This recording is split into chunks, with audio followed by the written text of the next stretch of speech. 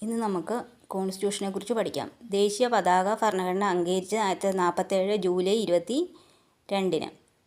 ദേശീയ ഗാനം അംഗീകരിച്ചത് 1950 ജനുവരി 24.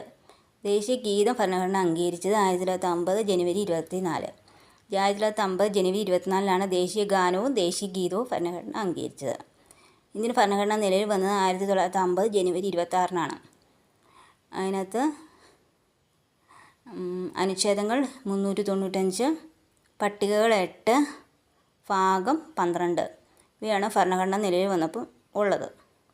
ദേശീയ മുദ്രയെ അംഗീകരിച്ചത് 1950 ജനുവരി 26. 1950 ജനുവരി 26-ലാണ് ദേശീയ ഭരണഘടന ദേശീയ മുദ്രയെ ഇന്ത്യൻ ഭരണഘടന നിലവിൽ വന്നത് 1950 ജനുവരി 26-നാണ്. ദേശീയ കലണ്ടറിനെ അംഗീകരിച്ചത് 1957 മാർച്ച് 22-ന്. ദേശീയ കറൻസി ചിഹ്നം നിലവിൽ വന്നത് 2010 ജൂലൈ 15-ന്. 2010 ജൂലൈ 15-നാണ് ദേശീയ കറൻസി ചിഹ്നം നിലവിൽ വന്നത്. ഇന്ത്യൻ ഭരണഘടനയിൽ ആമോദി പ്രതിപാദിക്കുന്ന ഒരേ ഒരു തീയതി 1949 നവംബർ 26-ആണ്.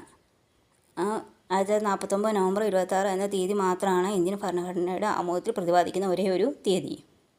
ഇന്ത്യയിൽ പൗരത്വ ഭേദഗതി നിയമം നിലവിൽ വന്നത് 2020 ജനുവരി 10.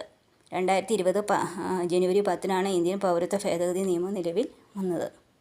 ഇത്രയാണ് ഇന്ന് ഭരണഘടന എന്ന ഭാഗത്ത് പഠിക്കാൻ ഉള്ളത്.